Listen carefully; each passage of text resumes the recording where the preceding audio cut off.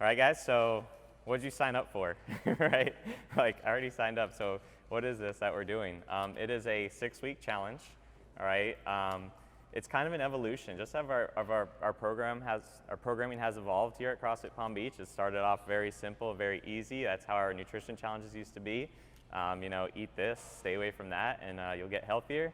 Now we're trying to kind of reach new levels, right? We're all trying to get better. So you'll see this one kind of tap into, you know, not only what am I eating, but how much should I be eating? How much should I be eating for my goals, for my weight, for my muscle mass, all right? Those are things we want to tap into in this challenge and help you guys really find what's working or what could work for you specifically, all right? So a little bit beyond the general stuff. We'll still touch on the general stuff, and please feel free to ask those questions. If you guys feel like you know nothing about nutrition, ask us, right? There's no stupid questions. If you haven't been in our Facebook group and you guys have Facebook, please join our CFPB Nutrition group. It's not only for our challengers, but really for our whole gym. And we just love hearing questions from there. Love you guys contributing recipes, store finds that you can contribute to the group. We just love hearing it. So really throughout this next 6 weeks, the more you guys, the more information you put out there, the more that we can see, like in your logging and your MyFitnessPal, the better feedback we can give you, the more we can help you. All right, so it's really a two-way street, and the more you give us, the more we can help you, the more you contribute to that group and talk with each other, all right, the more you can get out of this 6 weeks, all right? So let's start by talking about our InBody tests, okay, because that was something we all took. Not a lot of us understood what it actually meant. Some of us got pissed off by the results, right? That's okay, that's expected, right? So you guys all have the sheets in front of you, right? Let's focus on kind of calculating what we're going to do for our macros and how to, as we approach this challenge, I didn't want to just like the old saying, like just give you the fish, right? I want to teach you how to fish, kind of show you the science behind how we develop calorie recommendations for someone. How do we recommend how many carbs and fats and proteins you should eat? So you guys will all figure that out for yourselves today, and you'll get to see how you can actually calculate this as your weight changes, as your goals change, okay? So talking about what's this on this sheet, all right? You guys can fill it out as we go here, all right? And again, it's on the 2 sheets, okay? So not only on this top sheet, but also on this setting macro sheet. So make sure you have both of those, have a pen, be able to write as we go here. Okay, so make sure your age is written in there, right? You're following along with me, age, weight, all right? So total weight that's on your sheet. Next, you have body fat percentage. So go ahead and enter your body fat percentage there from your sheet. If you guys are looking for body fat percentage, it is right here, the PBF, percent body fat, all right? It is right under BMI. BMI is the traditional index of how obese you are and how out of shape you are. Technically, I'm on the verge of being obese, all right? So I think for my age, like 30 is obese, and I'm right there. I'm 28 something, so I really got to watch it. Watch those red meats and ice cream, whatever they tell you not to do at the doctor. But yeah, that's why we do these tests, right? Because they give us a much more honest look at like what's really going on in our body, how much muscle we have, how much fat we have. So lean body mass is next. All right, you guys will see that in the top right. All right, and lean body mass is just your mass subtracted, your total weight subtracting your fat mass. Okay, so everybody got their lean body mass on their sheet. You guys see that? That's how we're going to develop our grams of protein needed for what our goals are. So next we have activity factor. Okay, so this can range from 0.6 to like 1.2. And that can be, it has a little description there of what you want to use.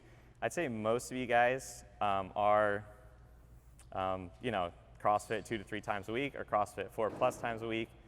Me personally, I just go up to the 1.1. That's where I set mine at, right? Because I don't want to lose any weight. That's just my personal goals.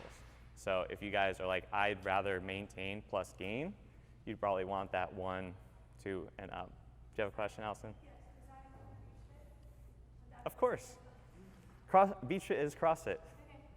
Okay. Let the myth die that they're different. Anything to add there, Danielle? Well, and just, I mean, when choosing your activity factor, just try and stay honest. It's not what you wish you were doing, or ideally you're working out 4 times a week. Keep it honest, because you guys can always go back and adjust and bump it up if you guys go from 3 days a week to 4 days a week, or start working out a little bit harder. But make sure, it's kind of better if you guys have the goal of losing weight to go down to the lower end, because you can always go up, but try not to overshoot. Be like, oh yeah, I'm gonna work out 6 times a week this week, and then you end up only going 3. Be realistic when you guys are choosing that activity factor, okay? Yeah, so if your guys' goal is like definitely to lose weight, right, that's where Danielle's like, look, like don't overshoot that activity factor, keep it on the lower side. Okay, so bringing those numbers into starting our equations, starting to do some math, right, you're gonna take that lean body mass and times it by your activity factor. Okay, so like I have it written out there, mine is 172.2 times 1.1, giving me 190 grams of protein. All right, so yeah, if you guys have your calculators, your phones, just do that quick multiplication to get your grams of protein for that number 1 line. So guys, what we're trying to find out in the first line here is how much protein we need, right? How much protein do we need to sustain our gains, our goals, right? Do we want to add muscle, right? Or are we fine with losing weight and losing a bit of muscle and losing fat in the process of losing weight? So for the next one, you guys will find out the calories of protein needed on a daily basis, all right? And there's 4 calories per gram of protein, so you're gonna take that number you got in number 1 on the second line, times it by 4. Okay, so since I had 190 on mine, I'm gonna times that by 4.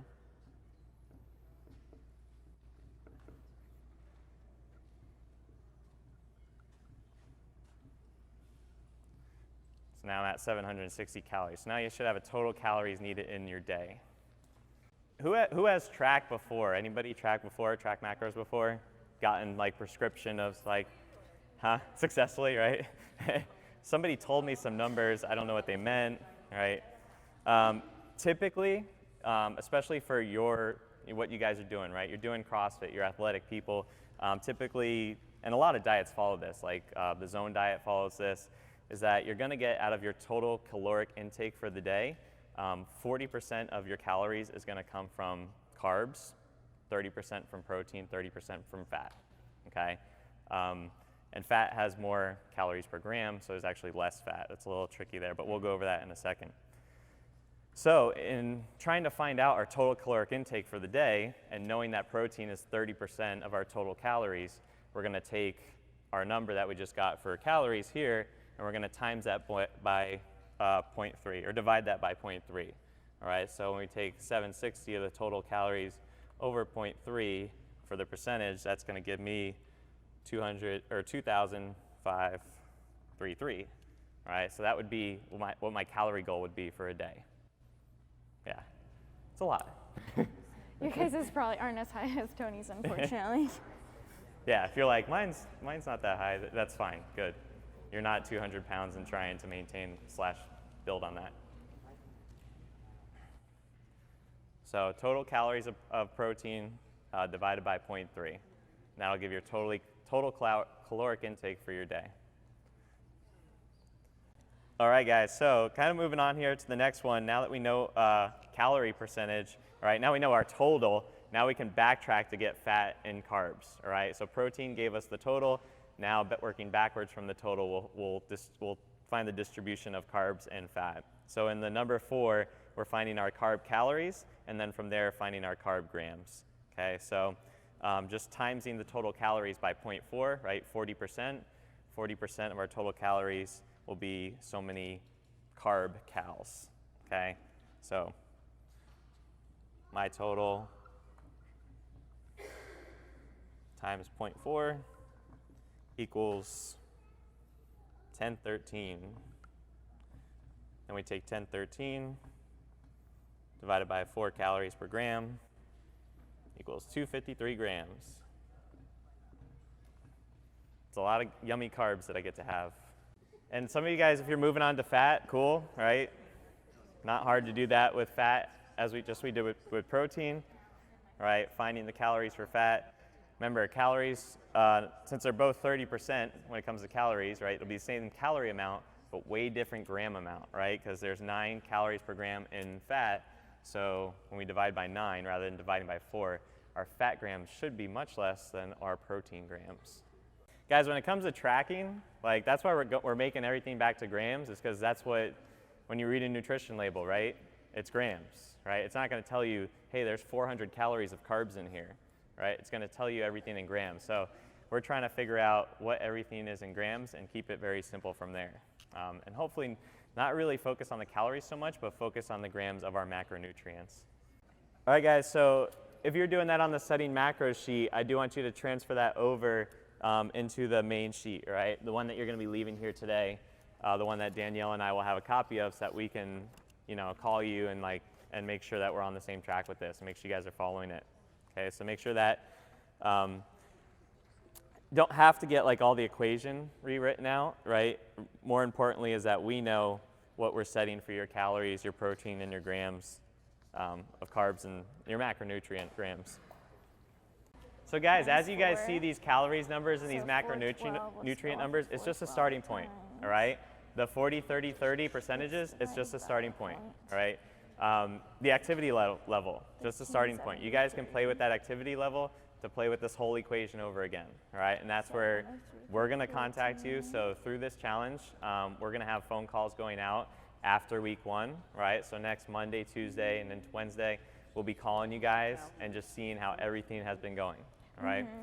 In addition to this meeting today, we're gonna send you some stuff, stuff via email that kind of just re-says what we've said today and just shows you guys some links and helpful tips to help you out here, okay? So we'll have that first call in a week from now, and then 3 weeks into the challenge, we'll have another call with your coach, all right? So you guys could have a couple calls and, you know, maybe this changes, all right? We want you thinking about, how am I feeling throughout the day? How are my workouts following this, all right? As I'm tracking these things, how am I feeling, right? It's really, you guys got to tell us what you're feeling, how the workouts went, all right? Without that feedback, we're not sure how to change stuff to make it better for you, okay? So let's talk about some more like fun stuff, all right? I want to know your guys' goals. Like, what do you guys want out of this challenge, all right? It's something that you're going to write on your goals sheet. So if you guys are looking at the habit sheet,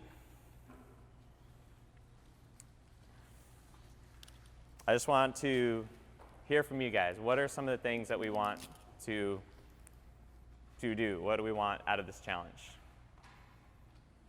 What do you want, Pat? I want to be stronger.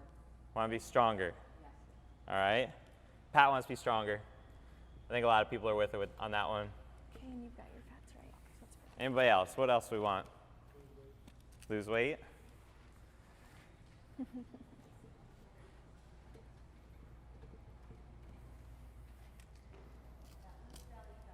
Lose belly fat. All right, we're not.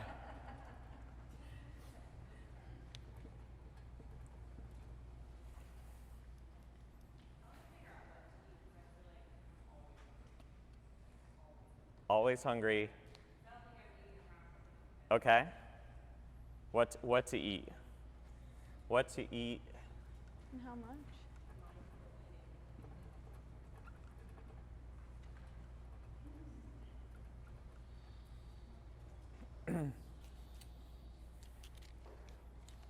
Any gym specific goals? Is anybody coming in here saying, I want to do this in the gym?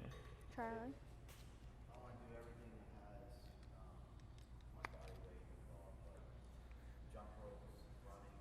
I want to go to that. Get better at body weight skills.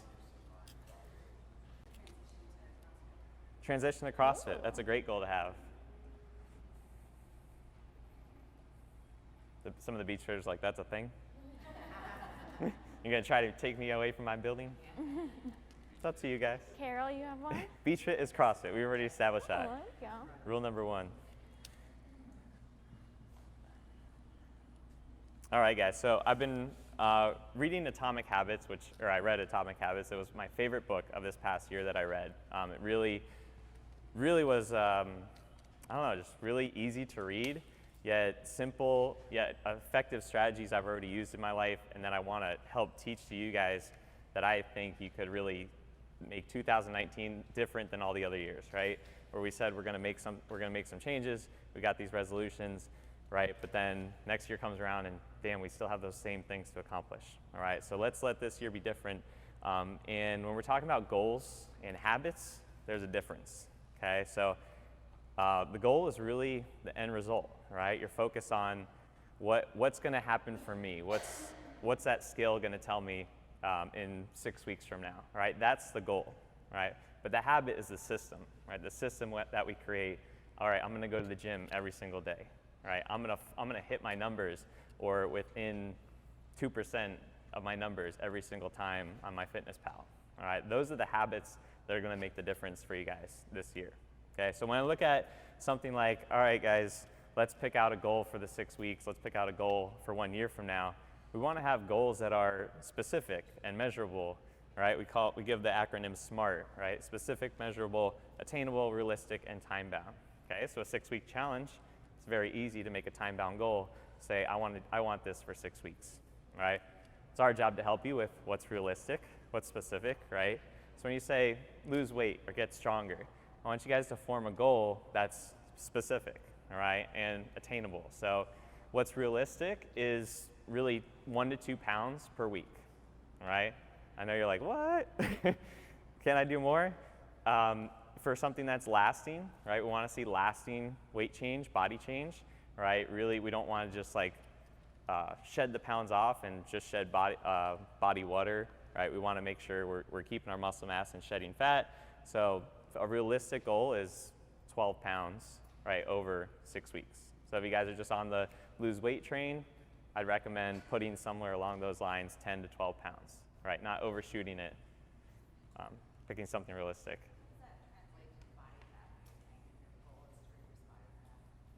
So that's what's great about the InBody is having that like tell you straight exactly what you lost.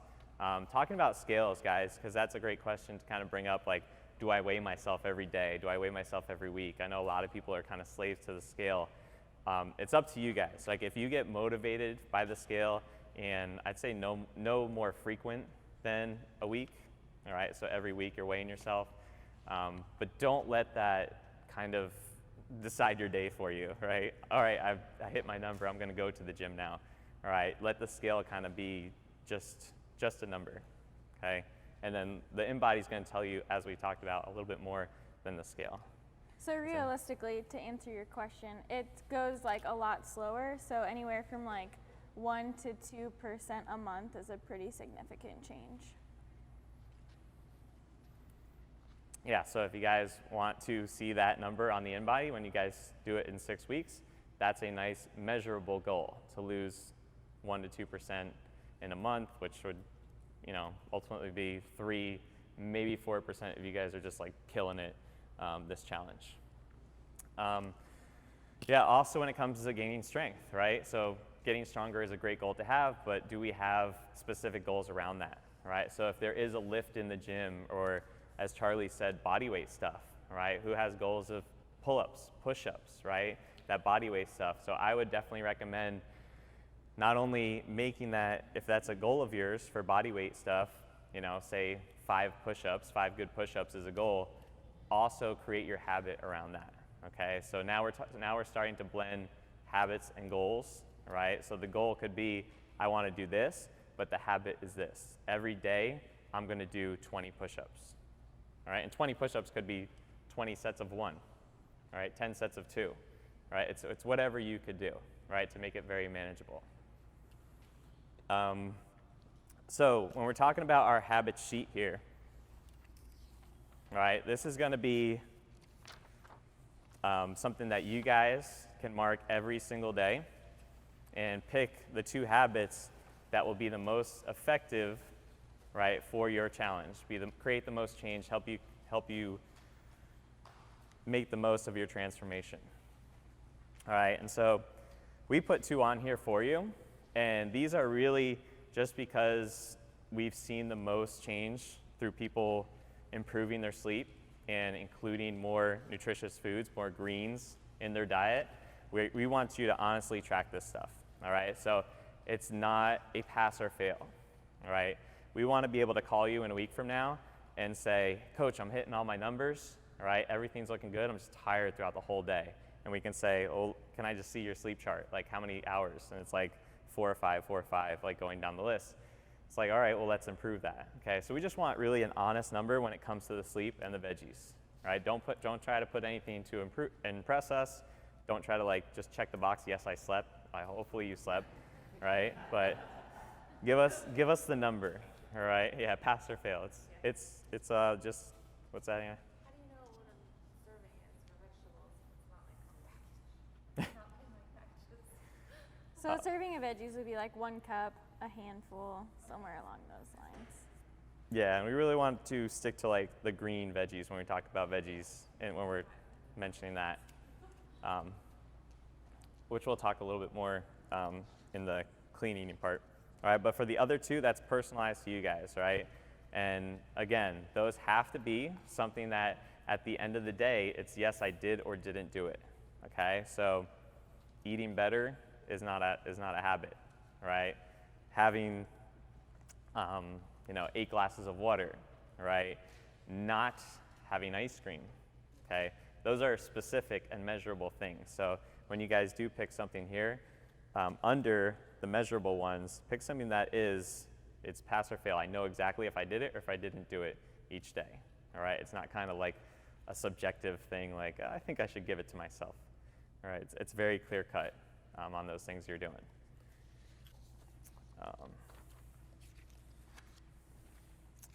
Should we talk about clean? Do you want to talk about that next?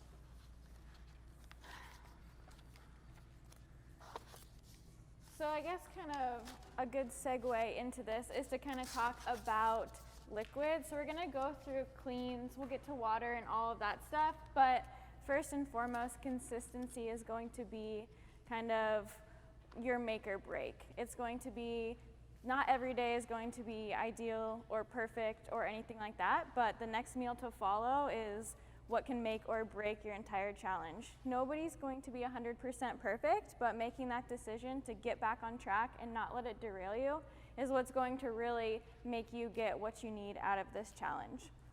So kind of with that, like a good rule of thumb, at least for me, that's always worked, is if you have a bad meal, do not let yourself have 2 bad meals in a row. Your next meal has to be something that's nutritious, colorful, green, and healthy for you, something that makes you proud, and that is going to make you feel a whole lot better than eating another bad meal right in a row. So you're gonna be way more proud and happy after that good meal than you're gonna feel when you eat the cupcake.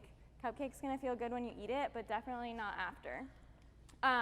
So just being consistent, and you guys know that's a word that we throw around a lot, but that's why having this big group of people and accountability partners and your coaches is really going to come in handy when you don't want to be consistent.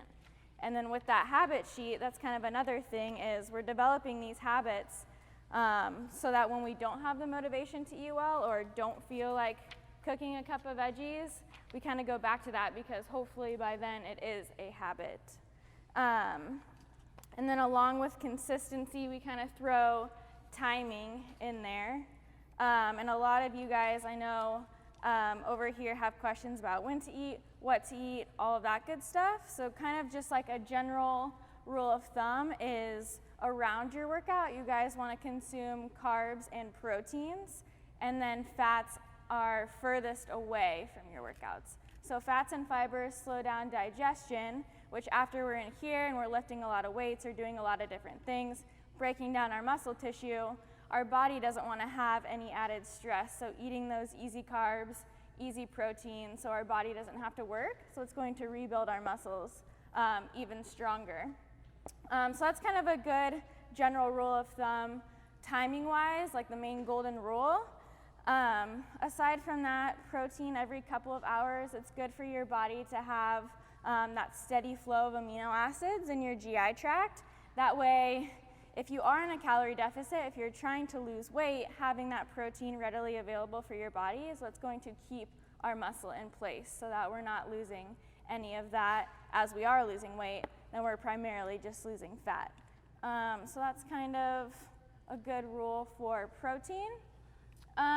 Any around workout meals, like best post-workout meals you want to talk about?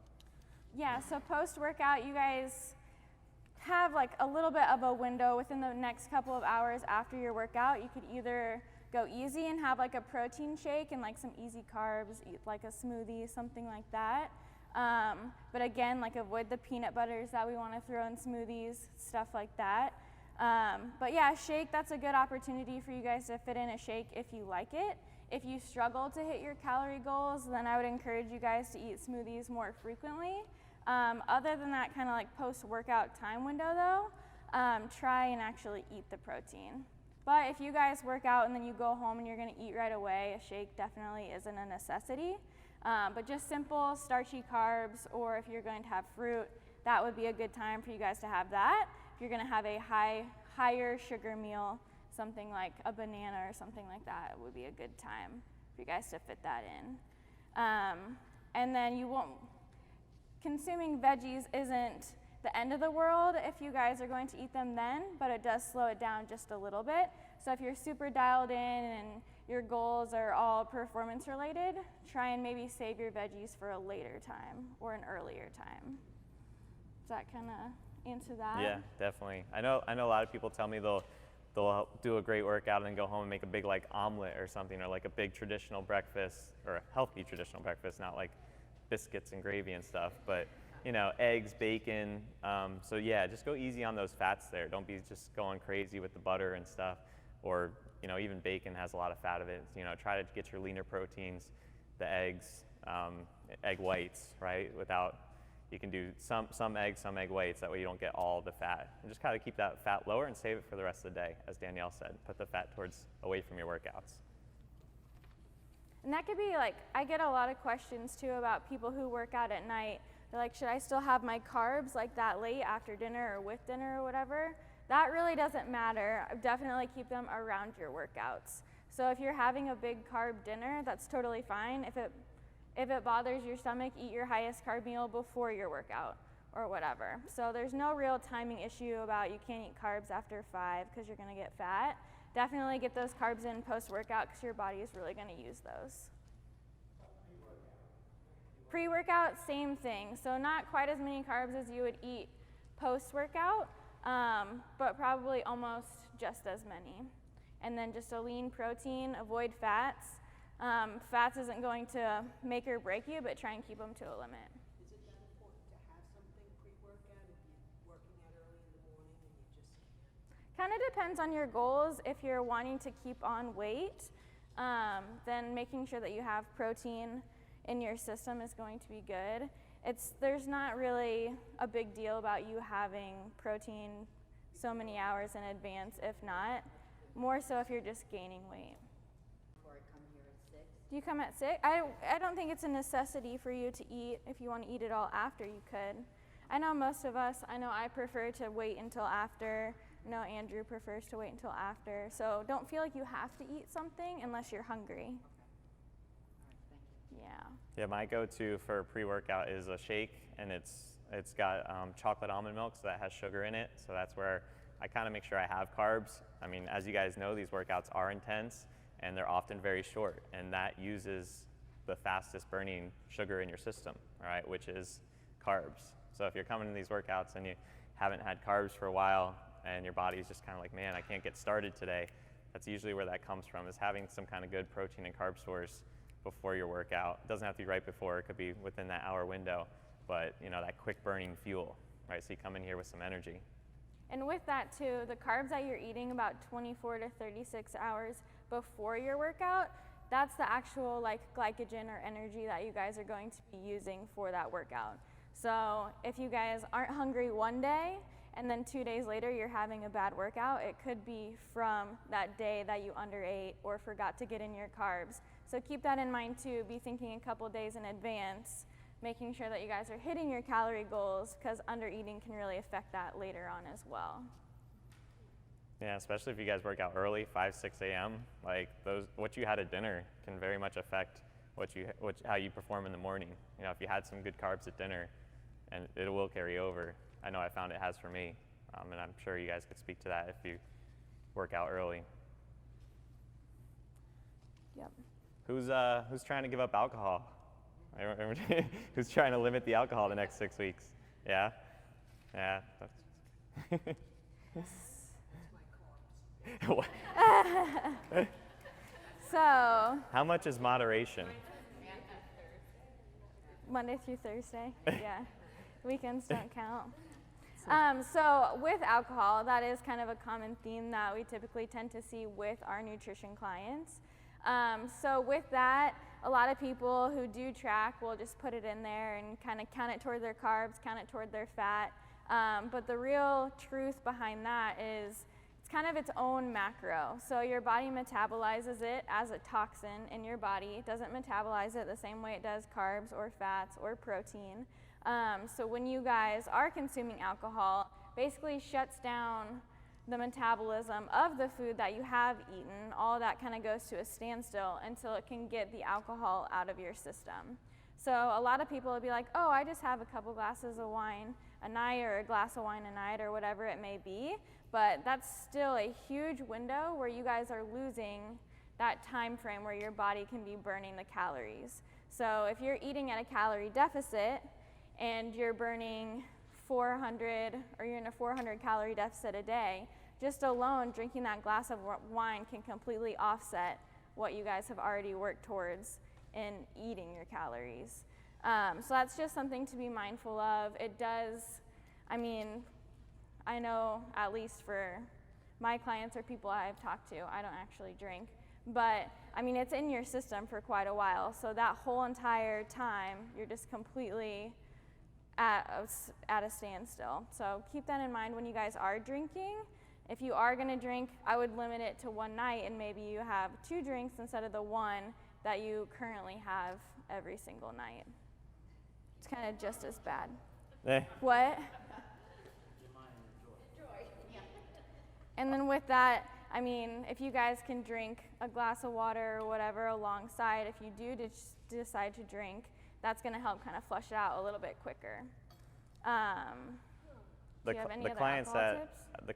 The clients that I work with, they really aren't so much in love with the drink as much as the ritual of the drink, right?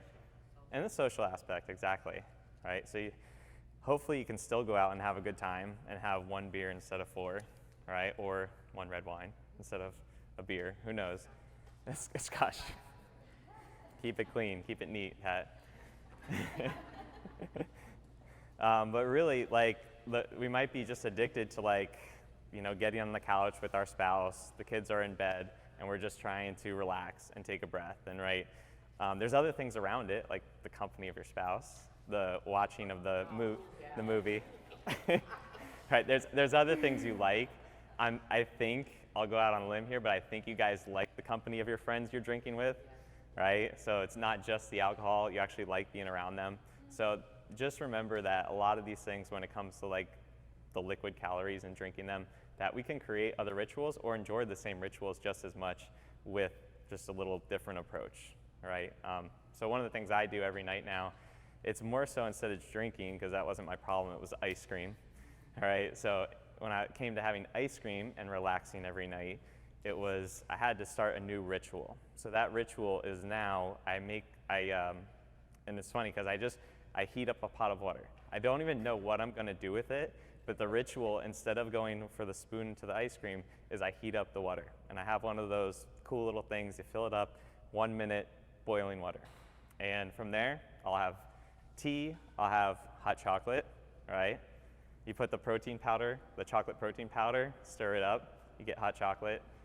Also bone broth, just there's like all these different things that I make now that are so much better for my health than ice cream because I've started this ritual of flipping on a hot water pot every night, right? As soon as the kids go to bed or walk down the stairs and join us, right? Either way, I'm still enjoying my tea / whatever it is, all right? But that's transformed like my health, my gut health, right? Because I'm like lactose intolerant like for years and just didn't care. So think about the ritual. Think about, you know, and that's something to put on that habit sheet of like, did I do my ritual? Like, did I do that instead of enjoying the ice cream, right? Where it's like, oh, they're taking away, coach is taking away all this stuff. What can you add, right? What can you add to your day instead of taking away from it?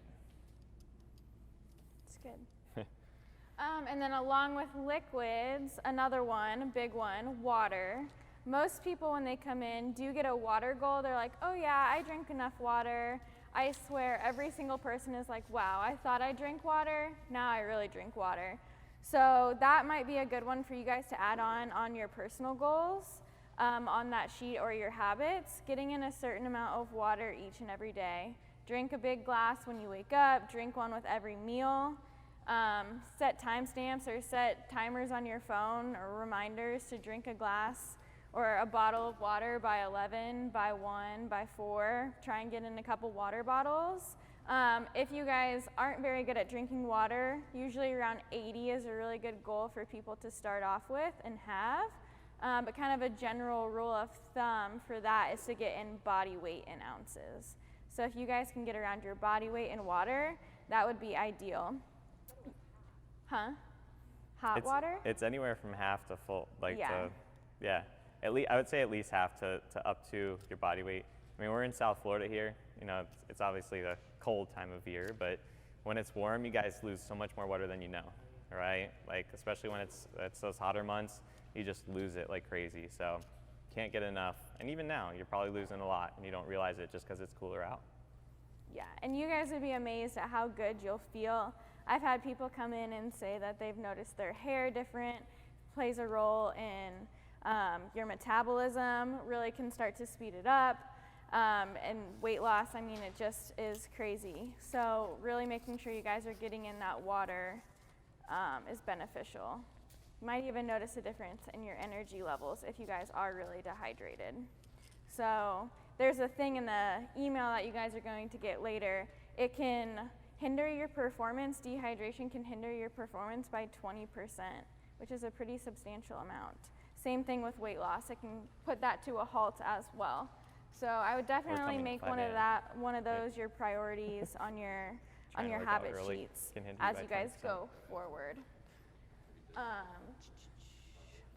Eating out, tracking. What's that? Tracking while eating out. Oh gosh. That's a big, yes. big one. So tracking while eating out, you guys are going to be introduced to MyFitnessPal if you're not already. We're going to talk a little bit just about eating out, maybe give you guys some ideas of where to go and how to do it.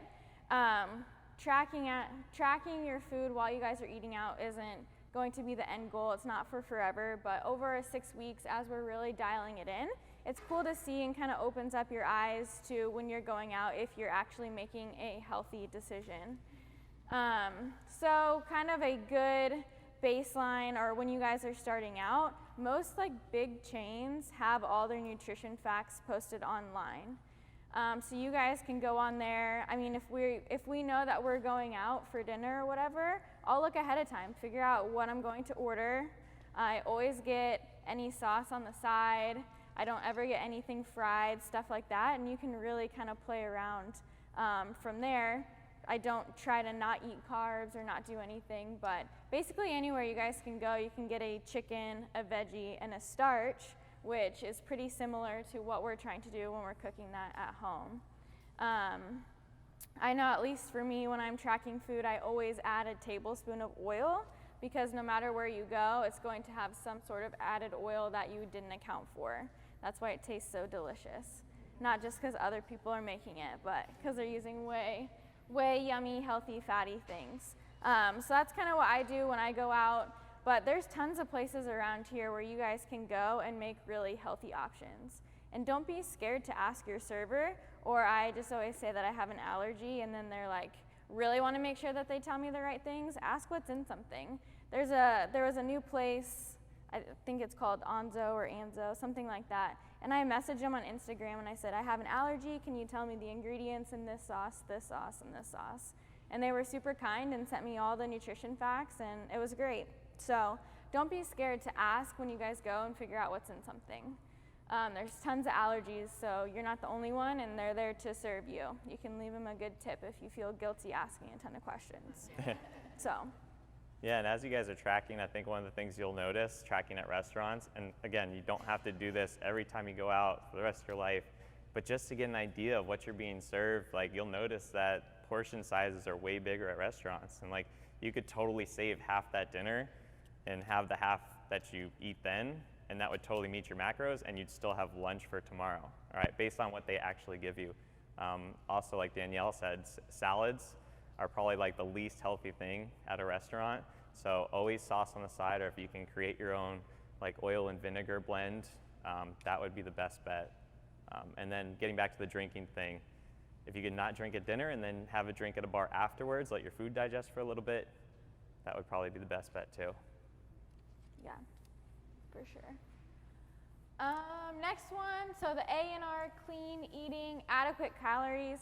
Kind of touched on this just a little bit. I have a ton of people who are like, should I eat less on my rest days when I'm not working out, or days I don't do CrossFit and I just go for a light jog?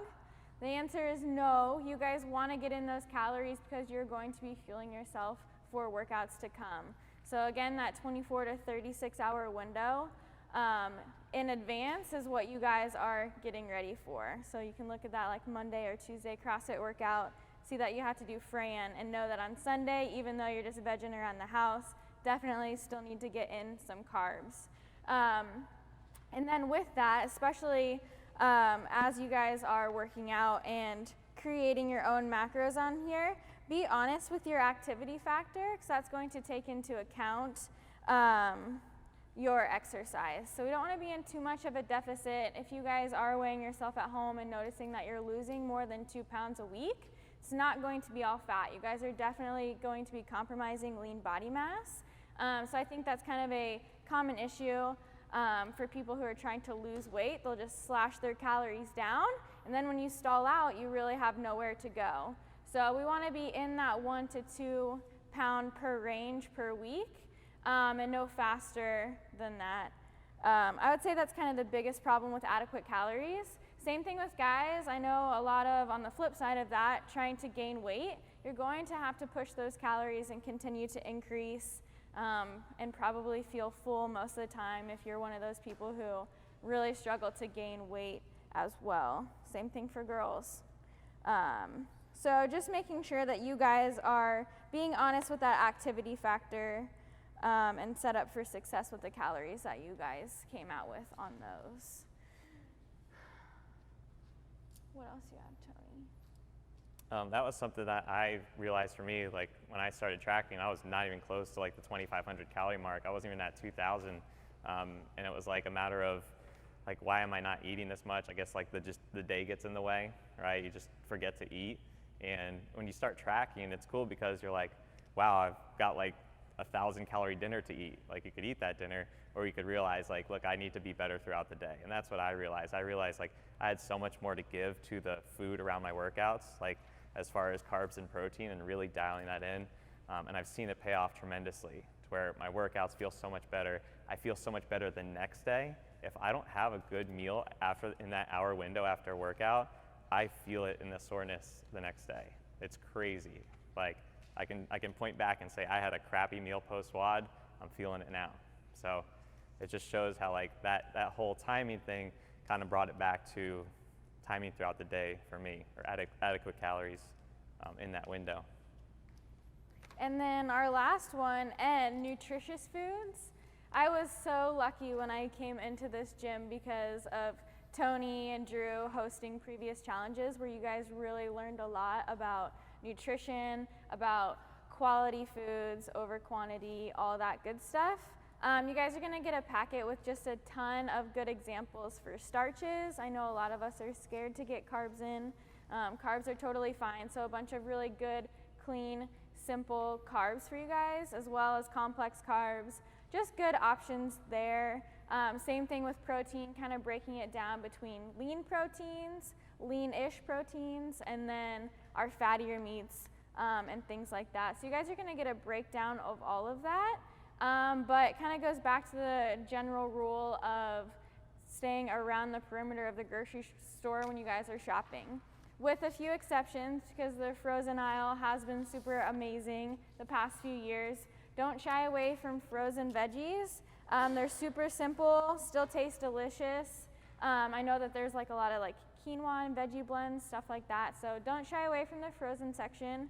It also saves you quite a bit of money too, and easy just to reach in the freezer and grab something to cook. But other than that, just kind of avoiding anything that comes in a box. There's a few exceptions, things like rice. But other than that, if it expires, it's probably good for you.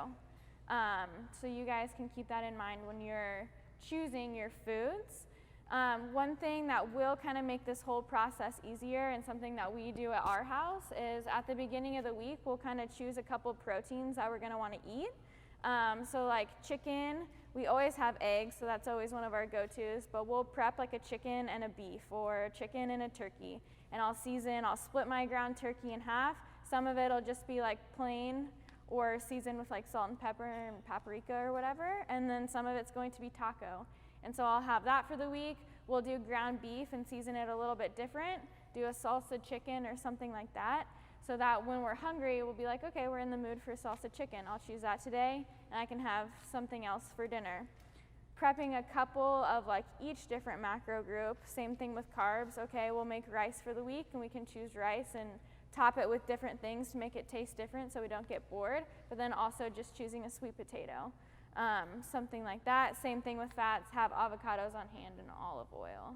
But kind of simplifying it when you guys are starting out is going to be huge. So choosing those starches and stuff like that.